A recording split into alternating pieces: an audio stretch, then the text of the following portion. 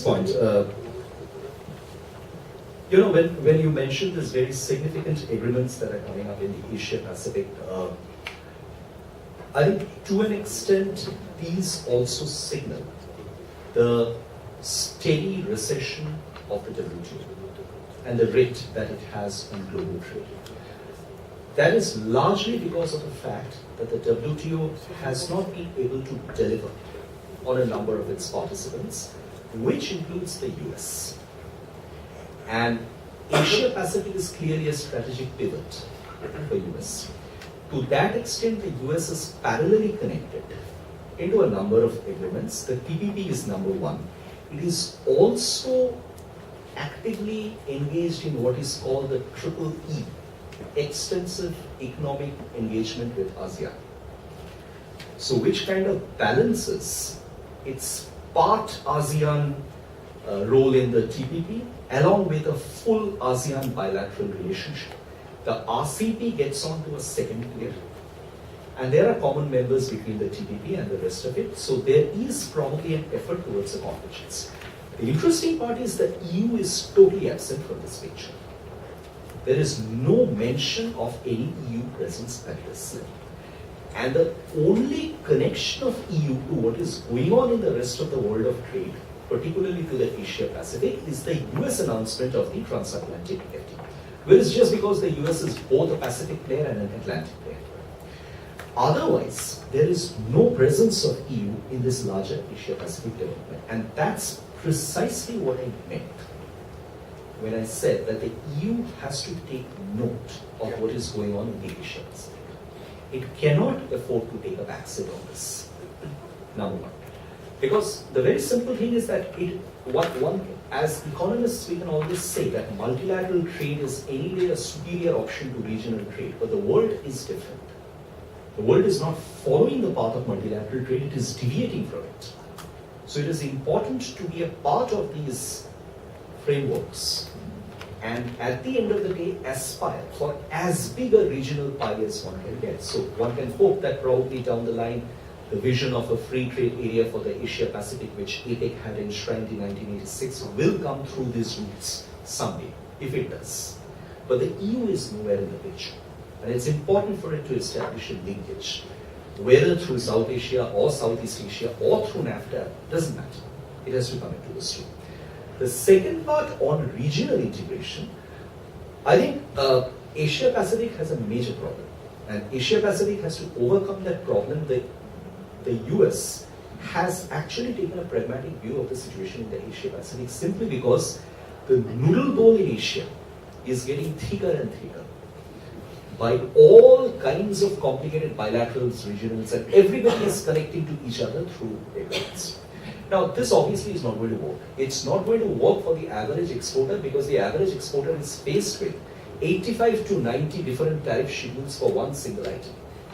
He or she doesn't know how to respond or to react. In the process, that is the reason why WTO is still alive.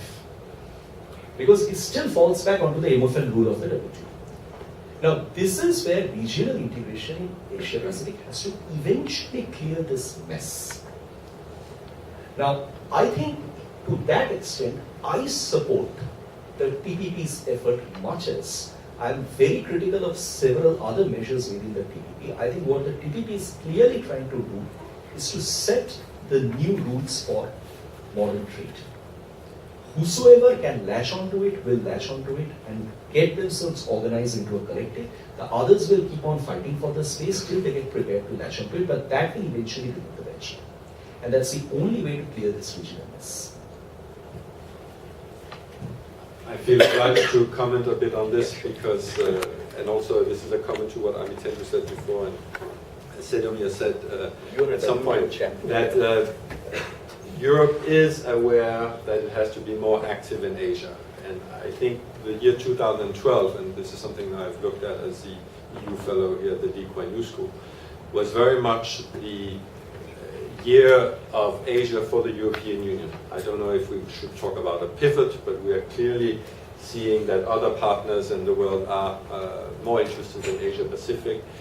And I would admit, not as an EU official, but as an EU fellow, being for 1 year out of the office that probably the European Union for a few years was too introvert. We were very busy with our treaty, constitutional treaty. The French voted no, the Dutch voted no, the Irish voted no, we had problems with the Czechs. And a lot of energy was kind of inside Europe, and the crisis was not as bad as it is now. But it's clear that with the new Lisbon Treaty, once it entered into force, the new structures that I commented with the European Council, Mr. Van Rompuy, the new post of High Representative Vice President Catherine Ashton, the European External Action Service, which is kind of European foreign ministry with delegations or embassies worldwide. This had to start in 2011, but 2012 has really been a year where the European Union has been very active in Asia.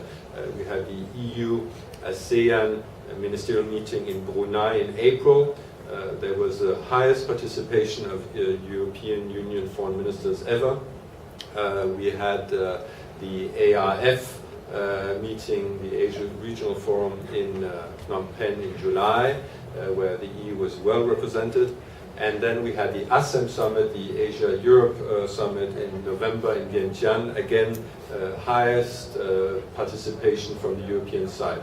In addition to that, there has been a lot of bilateral visits by European ministers. So I think Asia is very high on the agenda now. But the other thing is that Europe, if you look at the map, we have to also deal with our neighborhood. To the east, to the south, we've had the Arab Spring. Now we have the problems in Sahel, Mali, Niger, and European citizens wouldn't understand if we were not dealing with our neighborhood. And that's a bit the problem. If you are a global actor or becoming a global actor, you have to be active everywhere. And of course, there's also the US, and that's where we discussed about the EU-US trade agreement. On trade agreements, in general, the European Union is in favor of the multilateral way of doing things. But as it appeared that it was not possible, the WTO Doha round was blocked. Then we moved to doing something EU-ASEAN, block to block. That would have been our preference. But as that did not work out, the idea was then to move to bilateral agreements. And I mentioned Korea is in force, that's not ASEAN. Singapore has been agreed, now it has to be ratified. And a number of bilateral FTAs in the ASEAN region are now being negotiated.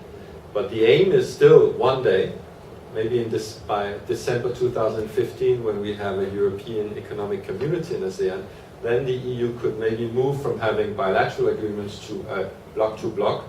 ASEAN 600 million people, EU 500 million people. It would be quite a nice free trade area. So the objective is still to go something which is multilateral, but at the moment we are pursuing the bilateral ones. And let me say to Amitendo, I think my colleagues in Brussels are following very closely the TPP. We have time for one last question.